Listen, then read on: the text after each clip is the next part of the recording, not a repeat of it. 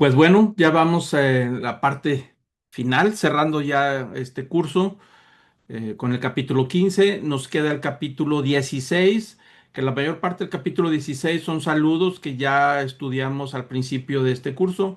Nos quedan unos cuantos versículos que veremos la próxima semana y tratando de hacer un pequeño resumen de las ideas generales de todo el libro y concluir la próxima semana. Y el capítulo 15, el apóstol Pablo, la mitad más o menos de este capítulo, sigue todavía con recomendaciones. Recordemos que los temas que desarrolló los primeros 8 capítulos fue una exposición de la condición del hombre, del evangelio, del pecado, de la gracia, de la fe, de la obra de Cristo y por supuesto el capítulo 8 donde habla de la victoria final del creyente. Y bueno, dedica el capítulo 9, 10 y 11 sobre el tema judío, qué pasa con el evangelio y los judíos, que ya estuvimos estudiando. Y del capítulo 12 hasta la mitad del 15 es básicamente cómo hay que vivir ahora. Es decir, ahora judíos y gentiles, dos grupos que por naturaleza son opuestos, al menos de parte de los judíos creyentes, con todo un trasfondo que los hace difícil el trato con los gentiles y convivir con los gentiles y ahora convivir unos con otros, más los romanos que aquellos que tienen ciudadanía se sienten superiores a los esclavos y bueno, ahí tenemos toda una ensalada. Por eso el apóstol Pablo, como lo hemos estado viendo, capítulo 12, 13, 14, son los consejos que él da de cómo relacionarnos no solamente hacia afuera, con el gobierno, con autoridades, sino también cómo relacionarnos con Dios y cómo relacionarnos entre nosotros mismos en una comunidad joven, naciente, que muchos de ellos no han nacido en el Evangelio, sino que fueron convertidos en una edad, en una parte de su edad, de su vida. Y por supuesto, cada uno arrastra todavía ideas y arrastra costumbres que pueden ser ofensivas para algunos. La semana pasada tocó temas acerca de si qué pasa con los que no comen carne, aquellos que son vegetarianos por cuestiones religiosas, los que no comen puerco, como los judíos, los que celebran el sábado, como los judíos, y lo va a seguir celebrando y santificando. Para los paganos el sábado no significaba nada. Entonces todo eso ya lo tocó en el capítulo anterior y ahora va a cerrar básicamente con unas cuantas recomendaciones de qué es lo que se debe de hacer cuando convivimos en una comunidad muy divergente, con muchos trasfondos, muy enriquecida al mismo tiempo y con diferentes dones y habilidades y bueno, cómo convivir y cómo avanzar en la madurez de la iglesia, ¿no? Entonces vamos a entrar al capítulo 15, como ya estuve platicando, estamos ya en la despedida y los saludos de la última parte de la carta de Romanos, que veremos también parte de la semana que entra para terminar el curso, ¿no? El capítulo 15 inicia el apóstol Pablo tocando 3 principios acerca de los fuertes y los débiles en la fe. Así es como inicia el capítulo 14 con el tema de los débiles en la fe, es decir, aquellos que todavía no han madurado en ciertos aspectos de la vida cristiana, y los fuertes en la fe se refiere básicamente a personas que han entendido muy bien el tema de la justificación, el tema de la gracia, de la salvación, que es básicamente por fe, pero a algunos todavía les ha costado superar y madurar todavía en ciertas prácticas sobre la carne que era sacrificada a los ídolos, si se debía de tomar alcohol o no, si hay que comer carne o no, puerco, como lo hemos estado comentando. Entonces ahora toca 3 principios que él está dando para poder que la iglesia, no nada más en Roma, porque esto nos sirve a todos, en todas las iglesias en el primer siglo y hasta nuestros días, que ese es algo muy, muy común que todavía la iglesia en la actualidad sufre, como lo comentamos en la sesión pasada, cuando convivimos con personas de diferentes trasfondos, ¿no? Entonces, el primer principio que dice el apóstol Pablo, pues está en el capítulo 15, versículo 1, dice, así que nosotros los que somos fuertes, y ahí se acomoda él entre el grupo de los maduros en la fe, Dice, debemos de sobrellevar las flaquezas de los débiles y no agradarnos a nosotros mismos. Y el primer principio dice que los fuertes deben de soportar las fallas de los débiles para poder mantener unido al grupo. Dice, los fuertes manténganse fuertes, inclusive el capítulo pasado dice que el fuerte en la fe debe de sacrificar ciertas cosas que él sabe que no están mal y que no atentan contra su fe, pero el practicarlas o el vivirlos ofende la fe de los débiles, de los que van empezando, y entonces se convierte en estorbo. Dice el apóstol Pablo que hay que sacrificar ciertas cosas por la madurez de los débiles. Entonces aquí el apóstol Pablo está diciendo que tenemos que aprender a sobrellevar las debilidades o las fallas o los errores que cometen aquellos que todavía son débiles en la fe. Y entonces pone el énfasis de decir, la vida cristiana no te dediques solamente a agradarte a ti mismo, sino por lo pronto debes de buscar agradar al prójimo. Y lo dice en el segundo versículo. Cada uno de nosotros se está refiriendo a los fuertes de la fe y se agrade a su prójimo en lo que es bueno para su edificación. Y ahí está el segundo punto que dice el apóstol Pablo. Los fuertes en la fe no deben de complacerse a sí mismos con el propósito de buscar la edificación de todos. Es decir, lo que busca no lo busco por egoísmo o no lo busco solamente para asegurarme a mí en la nueva vida cristiana que tengo, sino entendiendo que somos todos partes de un cuerpo, miembros de un cuerpo, estamos unidos todos en el sentido espiritual y que lo que le afecta a uno nos afecta a todos y entonces aquellos que hemos avanzado más, que hemos madurado, que entendemos más las cosas, pues en lugar de buscar nuestra propia comodidad o nuestro propio énfasis, nuestros propios propósitos personales, dice, mejor busca la edificación, es decir, que la meta sea ayudar a los más débiles a crecer en la fe, edificando. Y en la manera en que busco edificar a los débiles de la fe, también me voy edificando y al mismo tiempo el cuerpo en general se va edificando y va creciendo en madurez, que ese es el propósito. No está buscando la edificación del crecimiento numérico, sino de la madurez en la fe y edificar la fe madura para el crecimiento. Y lo va a acentuar más adelante. El versículo 3 toca el tercer principio. Dice, pues ni aun Cristo se agradó a sí mismo. Antes bien, como está escrito, los vituperios de los que te injuriaban cayeron sobre mí. Entonces ahí toca una parte también de la escritura de las profecías sobre el Mesías. Y lo dice también el apóstol Pablo en otras de sus cartas, carta en Filipenses, donde dice que Cristo no se no se guardó, no se agradó a sí mismo, sino que se despojó de sí mismo, de toda su gloria, para tomar una condición de siervo y una condición de esclavo. Es decir, y que dice el apóstol Pablo ahí en Filipenses que debemos de seguir el ejemplo de Cristo. Ahora lo dice en Romanos, dice, Cristo vino a servir, no vino a agradarse a sí mismo. Por eso él sacrificó su propia vida con tal de lograr sus propósitos y objetivos, que es el rescate y la salvación. Entonces dice el apóstol Pablo que debemos de buscar agradar al prójimo con el propósito de edificarnos, lo que buscamos, lo que estamos platicando hace unos momentos, que es el tercer principio en el que él recomienda de cómo convivir en la iglesia de Roma. Y entonces dice el versículo 4. Dice, porque todo lo que fue escrito en tiempos pasados para nuestra enseñanza se escribió a fin de que por medio de la paciencia y del consuelo de las escrituras tengamos esperanza. Y da ahí en este versículo 4 todo un proceso.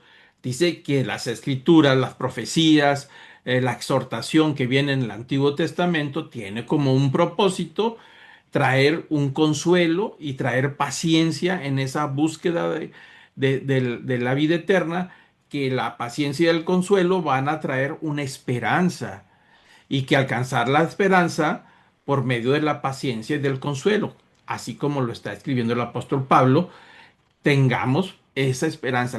La esperanza es básico en la vida del creyente. Es decir, un creyente genuino siempre debe tener la esperanza de la vida eterna, de lo que ha sido prometido, de lo que Cristo hizo por nosotros y de lo que está todavía por suceder. Una parte ya sucedió, que es la salvación, nuestro espíritu, la nueva vida en Cristo, pero todavía falta la esperanza de la resurrección y la vida eterna. Pero él usa dos medios, dice, la paciencia y el consuelo producen la esperanza, ¿no? Que son los que se debe practicar, dice el apóstol Pablo. Y dice el versículo 5 y que el Dios de la paciencia y del consuelo os conceda tener el mismo sentir los unos para con los otros, conforme en Cristo Jesús. Entonces el apóstol Pablo dice, usen la paciencia, sean pacientes unos con otros, tengan consuelo unos con otros, tengan misericordia unos con otros y vivan esa esperanza para poder llegar a la unidad. Es decir, que la manera de alcanzar la unidad en Cristo es a través de la paciencia y del consuelo unos con otros, sobrellevando las cargas. El apóstol Pablo en todas sus cartas toca este mismo tema y un buen número de veces dice, toca el ejemplo de decir unos a otros. Si ustedes los buscan en las cartas de Pablo, es un número sumamente grande cuando el apóstol Pablo siempre dice unos a otros, ámense unos a otros, sopórtense unos a otros, consuelen unos a otros, ayúdense unos a otros, carguen unos con otros. Ese es el consejo que él lleva por todos lados para una iglesia que está mezclada con diferentes trasfondos, pero que todos tienen algo en común, que fue la salvación por la fe en Cristo Jesús y que se deben de mantener unidos. Y por eso dice el apóstol Pablo que el Dios de la paciencia y del consuelo les conceda tener el mismo sentir. Y es como una oración, dice que todos se puedan mover en la misma dirección, los unos para con los otros, conforme a la enseñanza de Cristo Jesús. Eso es lo que el apóstol Pablo está diciendo. Y lo dice el versículo 6 para que unánimes, es decir, una vez alcanzando la unidad del grupo, no nada más de los romanos, sino de las demás iglesias en todo el imperio romano, una vez que han encontrado esa unidad, pues a una voz, todos unidos, glorifiquéis al Dios y al Padre de nuestro Señor Jesucristo. El objetivo de la unidad en Cristo es la glorificación de Dios Padre. Y está muy claro. Volvemos al mismo punto. Es a través de la paciencia, a través del consuelo que salen de las palabras de la Escritura, que produce esa paciencia, alcanzamos la esperanza y con esa esperanza empezamos a mantenernos unidos unos con otros en Cristo Jesús para poder juntos, unidos a una sola voz, todos a la vez, cada uno de sus diferentes posiciones, de diferentes maneras de pensar, diferentes culturas, todos juntos a una sola voz, glorifiquemos a Dios el Padre nuestro Señor Jesucristo. Que el objetivo final de la obra de Cristo es recuperar la gloria que le corresponde a Dios, que fue robada por el diablo, por la serpiente en el mismo Génesis. Lo que pasó cuando el diablo introduce el pecado en Adán y en Eva es robarle la gloria que le correspondía a Dios. Y desde entonces se la ha robado. Cristo vino a la cruz a morir por todos aquellos que creyeran en Él, por todos los pecadores, para que una vez restaurados, regenerados, santificados, puedan producir la gloria que Satanás le había robado a Dios. Y ahora la gloria es para el Padre y esa gloria se recuperó a través del Señor Jesucristo. Por eso es importante que el objetivo final es que todos los que hemos sido lavados, purificados, santificados, perdonados con una vida nueva, glorifiquemos a Dios a través de Jesucristo. Y eso solamente se logra con una unanimidad, todos juntos, sobrellevándonos unos a otros, entendiendo que algunos son maduros y otros no son tan maduros, pero todos fueron aceptados por Cristo, como lo vimos en la sesión pasada, y Cristo murió por todos nosotros.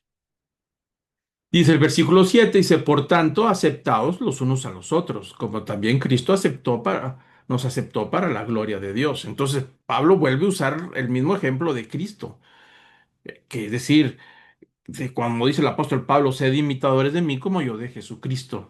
Es decir, tenemos que aceptarnos unos a otros, aunque no estemos de acuerdo totalmente en ciertos aspectos. Es decir, estamos de acuerdo que no estamos de acuerdo, pero estamos unidos.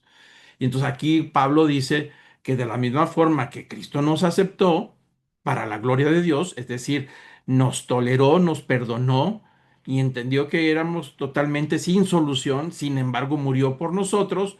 En esa aceptación, cuando el Padre le dice a Jesús en el huerto, ahí de los olivos, y está en oración, dice, Padre, si ha de pasar esta copa delante de mí, que pase, pero no se haga mi voluntad sino la tuya. Es decir, el precio que tengo que pagar es muy grande, pero, pero voy a hacer la voluntad que tú quieres, es decir, rescatar a todos aquellos que han creído en ti a través de mí.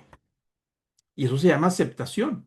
Entonces el apóstol Pablo, lo que hizo Cristo por nosotros, pues hagámoslo por los demás. Es decir, no nos está pidiendo algo que no hayamos vivido. Y la aceptación de Cristo a nosotros, como nos ha perdonado, como nos ha sobrellevado y como nos ha tolerado, de la misma manera lo hagamos hacia los demás, porque Cristo nos aceptó para la gloria suya. Es el camino de la paz, la aceptación, es decir, entendiendo que todos somos diferentes. Dice el versículo 8, pues os digo que Cristo se hizo servidor de la circuncisión para demostrar la verdad de Dios, para confirmar las promesas dadas a los padres.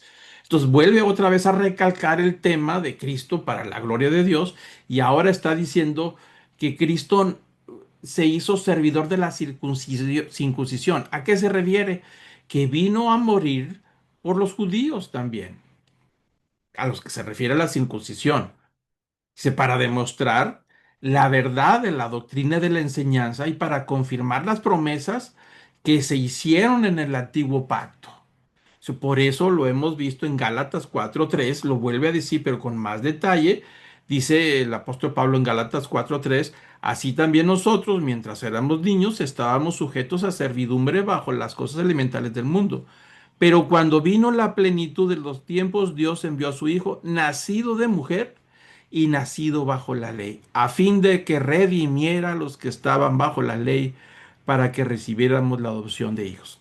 El apóstol Pablo toca ese tema en Gálatas, lo que está diciendo aquí en el versículo 8. Es decir, era necesario que Cristo naciera bajo la ley. ¿Por qué? Porque vino a servir. ¿A qué se refiere servir? A morir en la cruz, a rescatarlos. ¿Se acuerdan que en una ocasión dijo que él había venido a las ovejas perdidas de Israel? Bueno, ese fue el primer paso. Por eso dice el apóstol Pablo que primero los judíos y luego a los gentiles. La salvación llegó primero a los judíos y luego a los gentiles. Un tema que ya tocamos en los capítulos pasados. Pero el apóstol Pablo está usando el ejemplo de que Cristo vino a servir a la misma circuncisión, es decir, a los que estaban confiando en él desde la ley para demostrar la verdad de Dios a través de las promesas dadas a los padres. Se refiere a las promesas del Antiguo Testamento, a las promesas de Abraham, Isaac y de Jacob, y también de las promesas que había dado a través de los profetas. Por eso era necesario que naciera bajo la ley, para poder rescatar a los que estaban esclavizados en la ley. Algo que ya hablamos con más detalle en el pasado, ¿no? Y ahora toca cuatro promesas del Antiguo Testamento porque quiere reforzar la idea del versículo 8 de que Cristo se hizo servidor de la circuncisión para demostrar las verdades que están ahí en la palabra, las promesas dadas por Dios, y va a tocar cuatro ejemplos nada más. Pero recordemos que el apóstol Pablo en toda su carta ha usado una cantidad enorme de pasajes proféticos, de promesas del Antiguo Testamento. Él lo tiene muy claro. La persona de Jesús, su sufrimiento y aún los gentiles era parte de las promesas que Dios tenía desde el principio, ¿no? Entonces ahora toca en el versículo 9 la primera de las promesas que está tocando, que está hablando, y dice, y para que los gentiles glorifiquen a Dios por su misericordia, como está escrito, por tanto te confesaré entre los gentiles y a tu nombre cantaré. Entonces, ahora el apóstol Pablo está yéndose con estos cuatro pasajes para poder aclararle a los que son de la circuncisión, es decir, a los judíos creyentes, de que todo el tema de los gentiles, que es lo que está ocasionando toda esta tensión en las relaciones, era parte de la profecía y de las promesas, y que la visión, que aunque Cristo nació dentro del mundo judío, con la intención de rescatar a los que creyeran en él y liberarlos de la ley, pero también para proclamar las verdades de las promesas de que toda esta salvación también incluiría a los gentiles. Por eso va a tocar estos versículos. Y toca el versículo de David diciendo que el Salmo 18:49, donde dice el rey David en uno de sus salmos, por tanto te voy a confesar entre los gentiles, es decir, te voy a reconocer como mi Dios entre el pueblo gentil. A tu nombre cantaré, es decir, en medio de los pueblos gentiles se levantarían alabanzas de adoración a Jehová o a Yahvé, como le querramos llamar, algo que solamente pertenecía al pueblo de Israel. Por eso está recordando que David, el rey más grande de Israel, había hablado acerca de la promesa de los gentiles. Y el versículo 10 ahora vuelve a tocar un versículo dado por Moisés en Deuteronomio 32:43. Es decir, el líder más grande de Israel es Moisés. Y entonces está diciendo que en Deuteronomio 32:43 hay un pasaje que dice, regocijaos gentiles con su pueblo. Entonces lo que está diciendo el apóstol Pablo les dice a los judíos que son creyentes, fíjense lo que dice Moisés. Dice que los gentiles les está diciendo que se alegren con su pueblo, es decir, unidos con el pueblo de Israel. Cuando dice su pueblo se está refiriendo al pueblo de Israel. Obviamente Pablo los interpreta como el nuevo pacto donde judíos y gentiles han sido unidos en un solo pacto y en un nuevo pueblo, un solo pueblo, como lo vimos en Romanos 11, ¿no? Y estaba diciendo el mismo Moisés, que es el líder más grande que ha tenido Israel, también habló sobre esta verdad. Versículo 11 dice, y de nuevo, dice el apóstol Pablo, alabad al Señor todos los gentiles y alábenle todos los pueblos. Y está citando el Salmo 117, versículo 1. Vuelve a hablarle a los gentiles. Dice, aquí está otro pasaje que demuestra que los gentiles iban a ser incluidos en toda la adoración a Dios. Y el versículo 12 dice, y a su vez Isaías, que es el profeta más grande, al menos el profeta mesiánico, que habla de todas las profecías del Mesías, el más grande, también dice, retoñará la raíz de Isaí, el que se levanta a regir a los gentiles. Los gentiles pondrán en él su esperanza.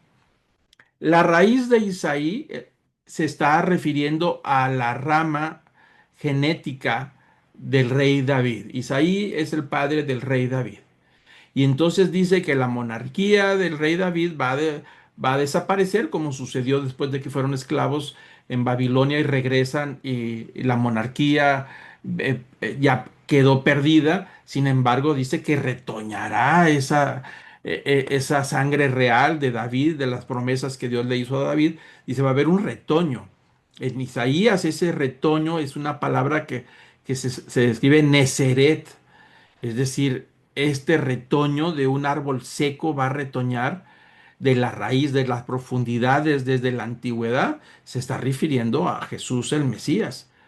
Dice, y el que se levanta a regir a los gentiles, es decir, que el Mesías Jesús reinaría también sobre los gentiles creyentes. Los gentiles pondrán en él su esperanza. ¿A qué esperanza se refiere? A la misma esperanza que está hablando en estos capítulos de Romanos, se refiere a la esperanza de la resurrección y de la vida eterna.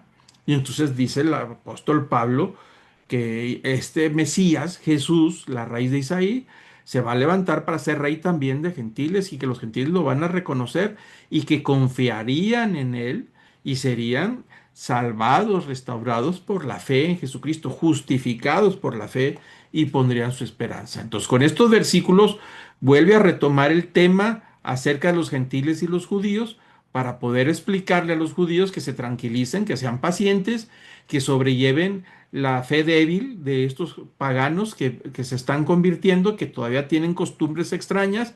Dice, sobrelleven las cargas unos a otros, tolérense unos a otros, sean pacientes porque Cristo nació en la ley para traer todas las promesas de la ley y todas las profecías de la ley para demostrar que Dios también tenía un pueblo y que este pueblo se iba a unir con el pueblo de Israel, los gentiles, y serían un solo pueblo donde alabarían al Señor. Ahí lo va resumiendo en grandes palabras todo este tema y por eso se lo demuestra a los judíos.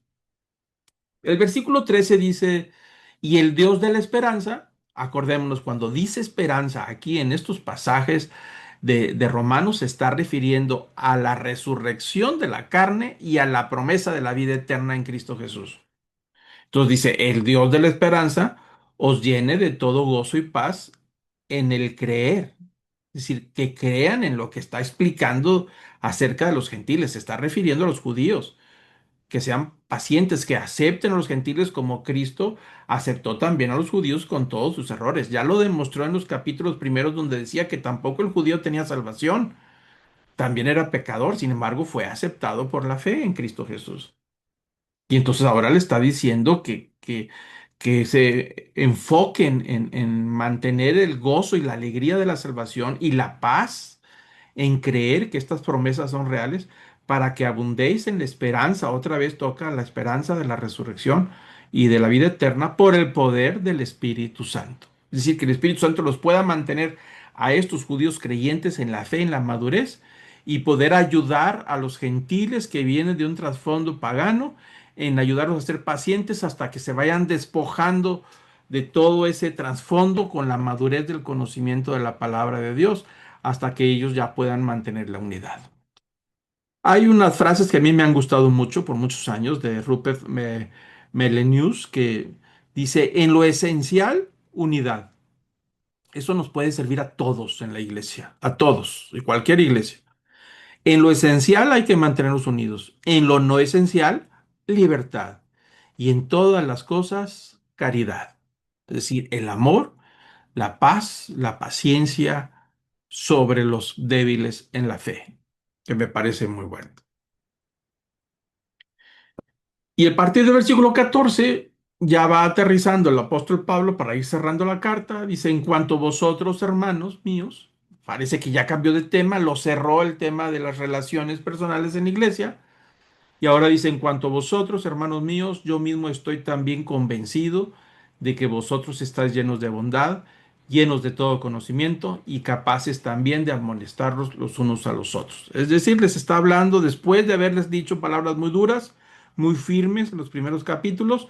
Dice, yo entiendo que ustedes están maduros, que han aceptado estas palabras. Estoy convencido de que son buenas personas, han sido transformados, tienen conocimiento y también tienen la capacidad para sobrellevar toda esta exhortación y ayudarse mutuamente unos a otros a pesar de que todos son distintos.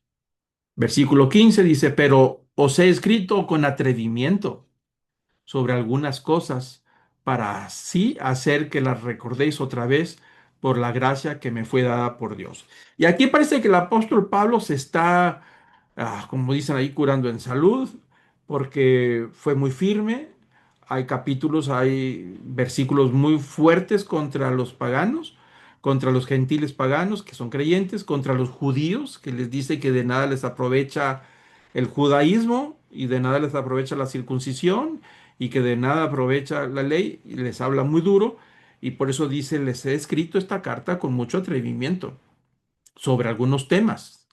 Dice, para así hacer que los recordéis, quiero que se acuerden otra vez por la gracia que me fue dada por Dios. Y entonces está diciendo, Dios me dio un ministerio hacia los gentiles y me dio la gracia de poder llevar estas palabras. Por eso me atreví a escribirles con firmeza y con fuerza para llevarlos a la madurez.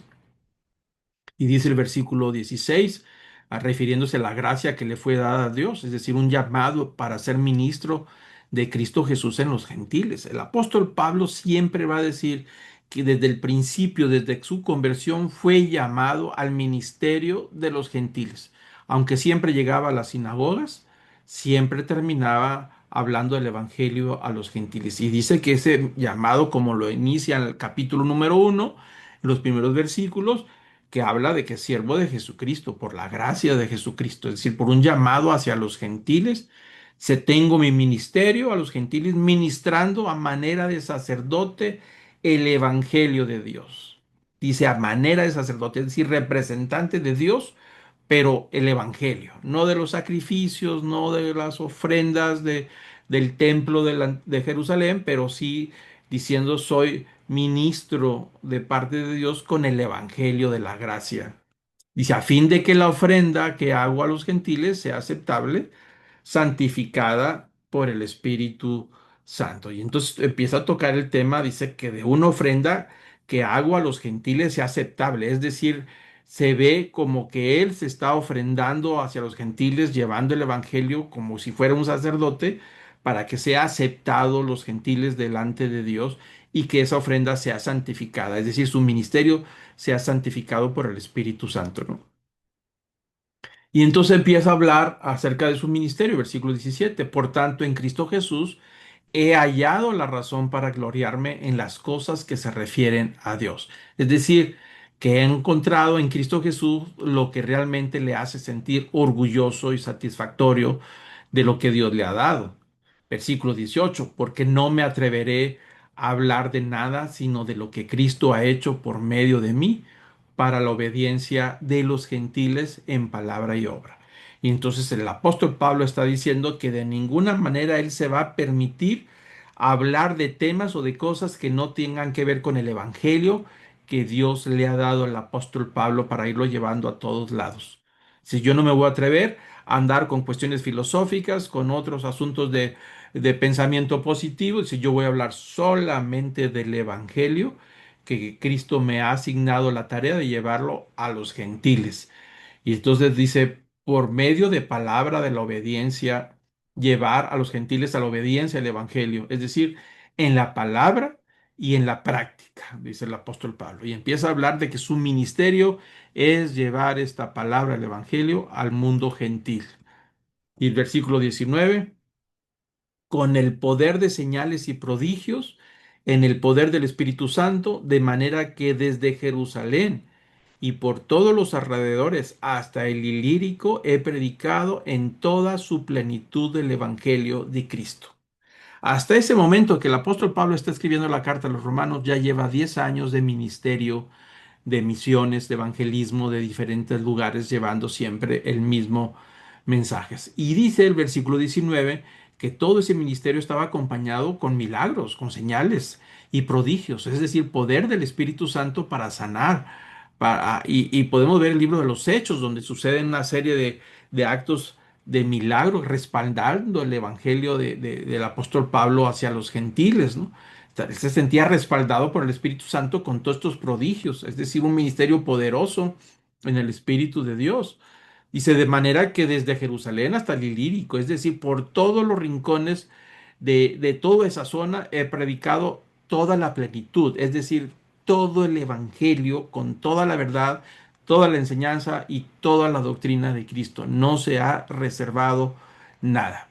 Así lo dice en el libro de los Hechos, cuando en su último viaje de regreso a Jerusalén se despide de los cristianos de Éfeso y de Mileto y les dice, no me he reservado nada del Evangelio, les he enseñado de todo. Y ahora pues ya está listo para él ir hasta Jerusalén, ¿no? Entonces, él se siente en paz de que él ha hecho todo este ministerio hasta el último rincón, que ha viajado mucho, que lo ha dedicado los últimos 10 años de su vida en llevar el Evangelio hasta el último rincón.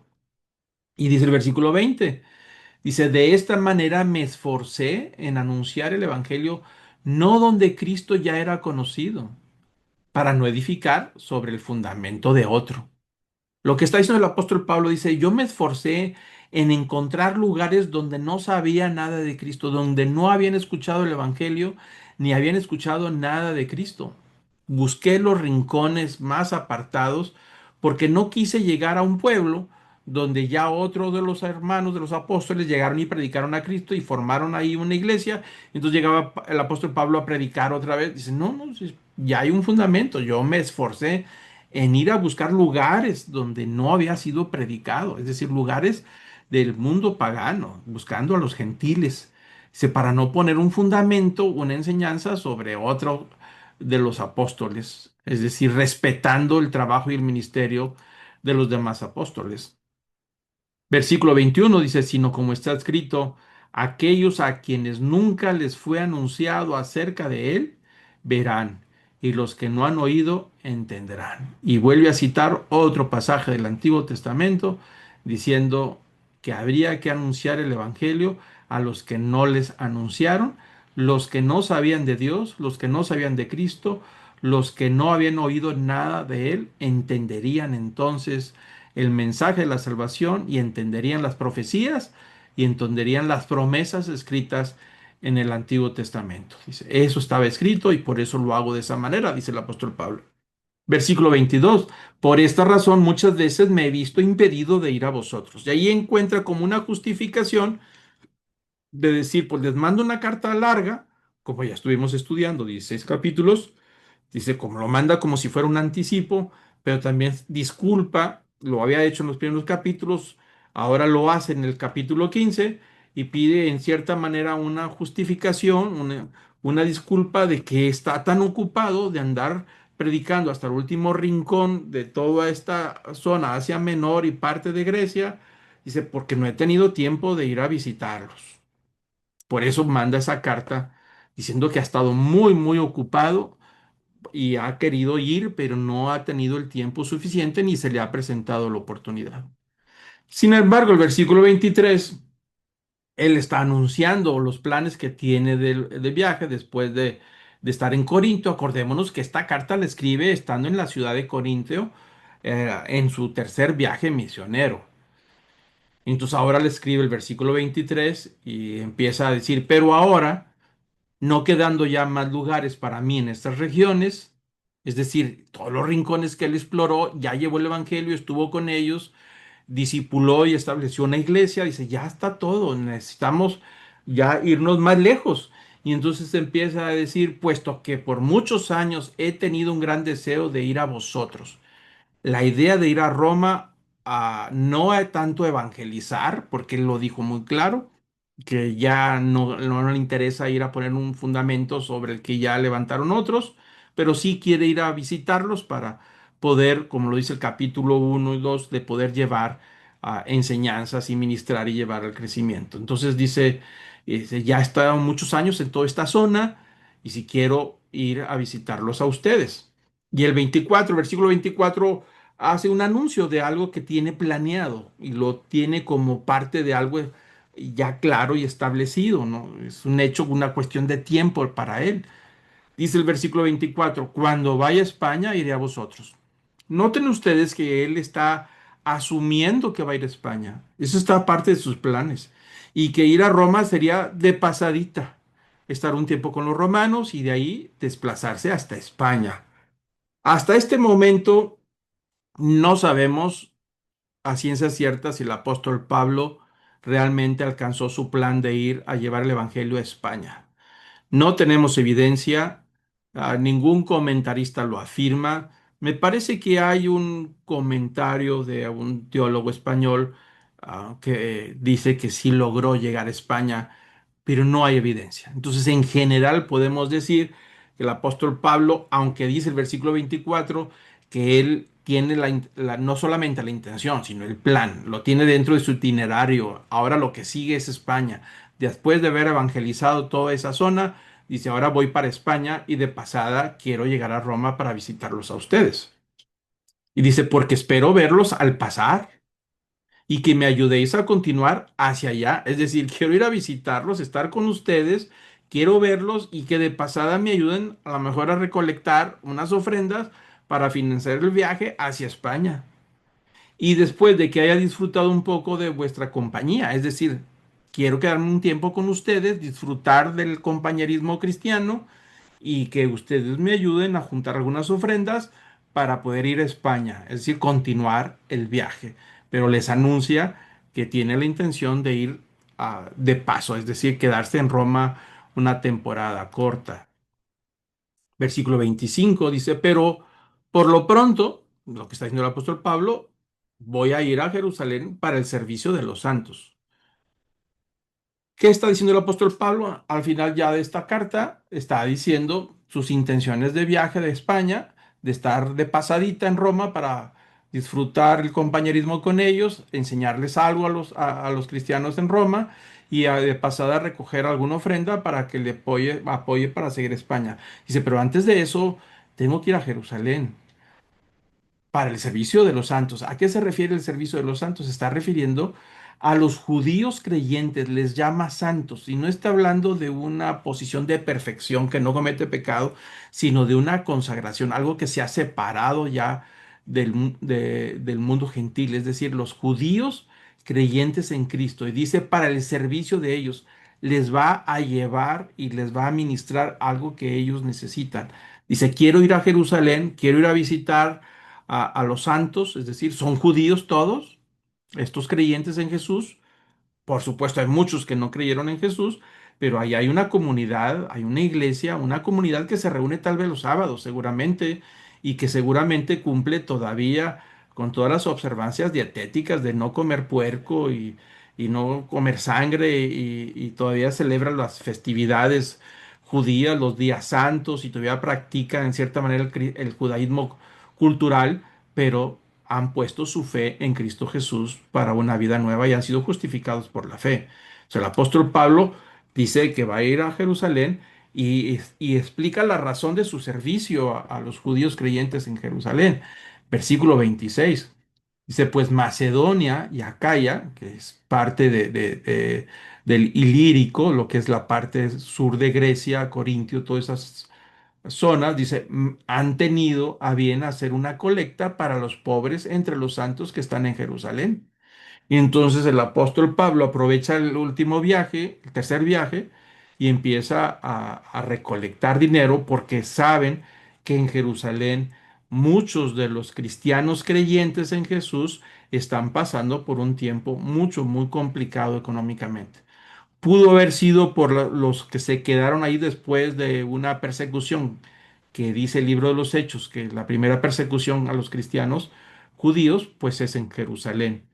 O puede ser por la pérdida del estatus de que no los reconocen, no les ayudan, los tienen como traidores por ser seguidores de Jesús y eso los ha empobrecido de esa manera. Entonces el apóstol Pablo aprovecha para visitar iglesias en Macedonia, Acaya, y son iglesias gentiles, es trasfondo gentil, y recoge una ofrenda para poder llevárselas a los santos que son judíos creyentes en Jesús. Versículo 27 dice, sí, afirma, dice, tuvieron bien hacerlo, a la verdad que están en deuda con ellos. Dice, los cristianos de Macedonia y Acaya lo hicieron muy bien porque están endeudados con los judíos creyentes. Porque aquí es donde el apóstol Pablo vuelve a recalcar lo que explica en el capítulo 11 y capítulo 10 que el gentil no se debe de sentir superior a los judíos de ninguna manera, porque de los judíos vino la salvación, es decir, nació el Mesías bajo la ley y desde ahí sacó todas las promesas, desde la ley sacó toda la enseñanza, las promesas y todo esa palabra que produce paciencia y que produce, por supuesto, esperanza y que produjo a Cristo y morir en la cruz bajo la ley. Entonces dice, eso es un endeudamiento que los gentiles tienen con los judíos. Por eso se hicieron muy bien en juntar esta colecta, porque están en deuda con ellos, con los judíos cristianos. Porque si los gentiles han participado de sus bienes espirituales, ¿a qué se refiere? A lo que él explicó en los capítulos primeros de Romanos. Es decir, que de los judíos le pertenecen los pactos, las promesas, los patriarcas, todas esas bendiciones espirituales, dice, y ahora ustedes gentiles han sido beneficiados por la fe en Cristo Jesús a poder recuperar las promesas que se le hizo a Abraham, que Dios prometió a Cristo a través de Abraham y que ahora nosotros las hemos recibido por la fe en Cristo. Dice, es un beneficio que recibieron, la salvación.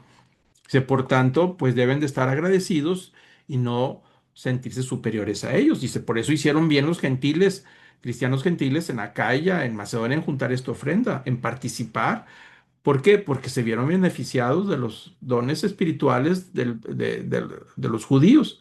Dice, también están obligados a servir a los santos en los bienes materiales. Es decir, hay una responsabilidad en ese sentido unos con otros, pero en este caso al estar viviendo en esta situación de carencias, dice, hay una responsabilidad, no podemos dejarlos abandonados por la crisis que están viviendo, por seguir Jesucristo en la pérdida de su estatus, en la pérdida económica o las persecuciones o las sequías que estén viviendo y que los ha llevado a la pobreza.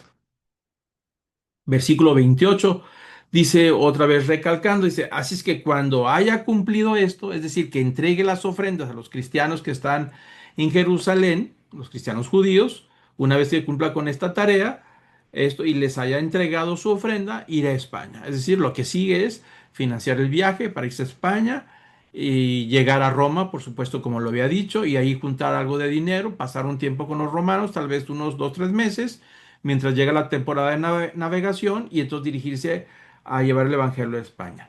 Y llegando de paso a veros. Vuelve a acentuar por tercera vez de paso. Mi objetivo no son ustedes, pero sí quiero visitarlos para pasar un tiempo juntos. Pero quiero seguir evangelizando. Eso es lo que se supondría que sería el cuarto viaje misionero de Pablo. No hay pruebas, no hay evidencia de que realmente logró ir a España, aunque sabemos por el libro de los Hechos que estuvo en Roma Pablo, encarcelado por supuesto, después lo liberaron y hubo algunos viajes cortos, pequeños a los alrededores, pero no hay ni siquiera históricamente alguna evidencia fiable acerca de que haya ido a España. Dice el versículo 29, y sé que cuando vaya a vosotros, iré en la plenitud de la bendición de Cristo. Es decir, cuando esté con ustedes, tengo convicción de que voy a llevar toda la bendición de Cristo, el respaldo de Cristo de estar con ustedes. Y entonces el apóstol Pablo en versículo 30 pide una oración por su viaje a Jerusalén.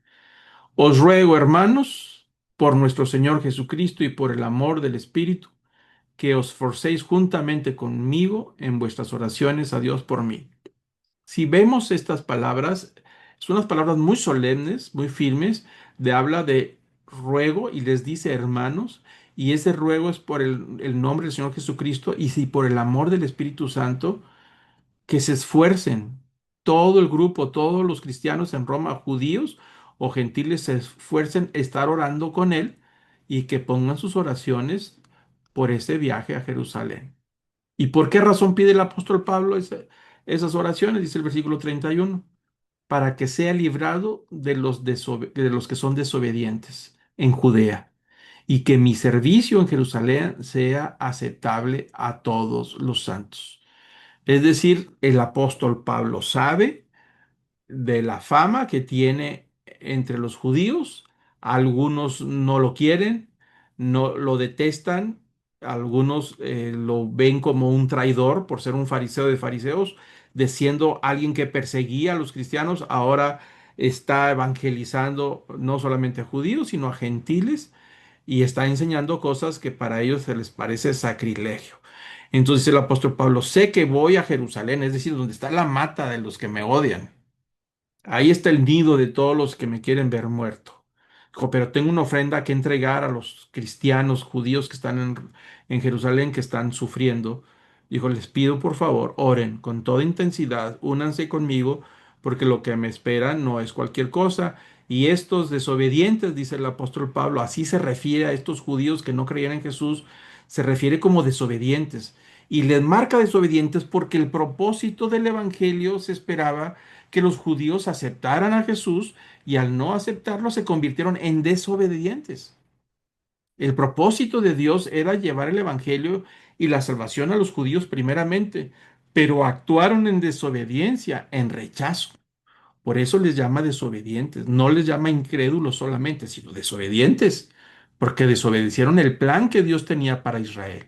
El propósito de Israel de haber sido como nación no era formar una nación en sí misma, sino que cumpliera Israel con un papel que se iba a desempeñar en el tema de la salvación, de poder llegar al Mesías bajo la ley, bajo este pueblo judío, en esa cultura, para poder rescatarlos a todos ellos como lo dijo en Gálatas 4, rescatarlos a los que estaban prisioneros de la ley y llevarlos a la libertad en Cristo Jesús a través de la fe. Entonces, por eso les llama desobedientes, no solamente incrédulos, desobedientes porque desobedecieron a Dios, desobedieron los planes que Dios tenía para el pueblo de Israel. Son rebeldes, así los apunta. Y si estos rebeldes me van a querer estorbar en mis planes de ir a servir a los santos en Jerusalén.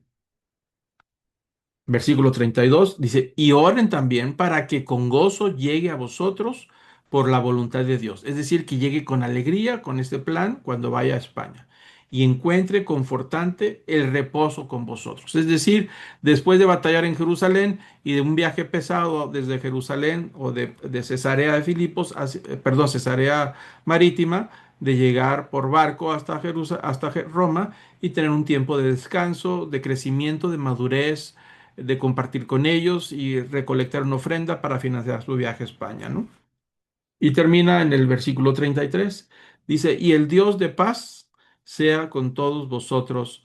Amén. Y ahí cierra el tema. Después de esas despedidas que está haciendo, todavía nos queda el capítulo 13, pero ahí cierra el tema. A mí me gustaría, sé que ya estamos, que terminamos básicamente el libro de Romanos, pero a mí me gustaría la próxima sesión, si ustedes están de acuerdo, de hacer un recuento basado en el libro de los Hechos, nada más en aquellos pasajes para seguir el rastro del apóstol Pablo desde, desde Corintio hasta Jerusalén. Ahí tenemos el mapa, el tercer viaje misionero desde Corintio, escribió la carta a los romanos y luego se regresa a Jerusalén pasando por Filipos, Troas, Mitilene, Mileto. Ahí se ve, hay una historia interesantísima donde se reúne con los hermanos, los cristianos de Mileto y de Éfeso y se despide de ellos. Dice, sé que ya no me van a ver. Y les da unas palabras hermosísimas que a mí me gustaría que las estudiáramos para poder entender lo que significa Romanos en esa conclusión. Y luego se dirige a Cesarea de Filipo y les dicen que no vaya a Jerusalén. Le van a decir, no vayas, te andan buscando, no te va a ir bien. Sin embargo, él dice, yo tengo que enfrentar las cosas, tengo que ir a Jerusalén. Llega a Jerusalén y se hace todo un tumulto, se hace todo un problema grave, y después de ahí cambia la historia. Está 2 años preso en Cesarea, ahí en el puerto Cesarea Marítima, y después va a Roma.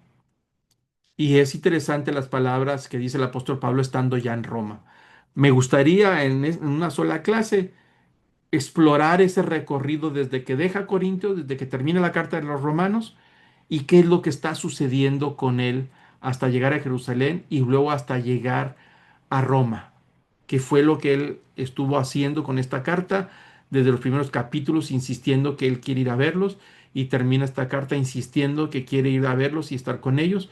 Entonces me gustaría, si ustedes están de acuerdo, que la próxima sesión estudiáramos toda esa parte del apóstol Pablo, lo que pasó, lo que vivió en Jerusalén y cómo ahora es llevado a Jerusalén, pero como un preso, y cómo termina los últimos momentos de su visita en Roma, qué es lo que sucedió, con quiénes habló, y termina en un momento de una manera muy interesante. Pero eso cobra muchísimo significado cuando lo estudiamos, todo ese recorrido, a la luz de la carta de los romanos, lo que significa todo lo que escribió, pero ahora los va a ver en persona a todos estos a los que les mandó saludo. Así es que por lo pronto terminamos aquí el capítulo 15 y la próxima semana vamos a ver este recorrido. Al fin y al cabo el capítulo 16 ya lo vimos casi todo y terminaremos con las últimas palabras del capítulo 16, pero habiendo estudiado pasajes importantes del libro de los Hechos, si ustedes están de acuerdo. Por lo pronto yo les pido entonces que inclinemos nuestros rostros, cerremos nuestros ojos para terminar ahora esta sesión. Amado Padre, Señor, gracias, gracias Señor por estas palabras, recomendaciones que son como oro molido para nuestras relaciones con nuestros hermanos en Cristo, que podamos entender los diferentes trasfondos, los diferentes niveles de madurez, que podamos, Señor, entender el corazón del apóstol Pablo, del deseo de seguir predicando, de la entrega de este hombre sorprendente que transformó la vida no solamente de él, sino de muchos en su enseñanza. Y Padre, yo te quiero pedir que podamos seguir su ejemplo, que podamos poner en práctica todas sus recomendaciones para mantener la esperanza, mantener la paciencia de la aceptación unos con otros, para juntos, unidos en un solo cuerpo, seguir, Señor, esperando esas promesas de la resurrección de la carne y de la vida eterna. Y que a la vez todos juntos podamos levantar nuestras manos y levantar nuestras voces en unidad, cantando, Señor, alabanza y adoración al único que lo merece, al único digno de recibirlo, que solamente merece la esperanza, la alabanza, la adoración y toda le pertenece a Él. Señor, que podamos, Señor, inclinarnos y adorarlo solamente a Él. Recibe, Señor, esa alabanza y esa adoración que solamente a ti te pertenecen. Te lo entregamos con todo corazón al nombre precioso de Cristo Jesús. Amén.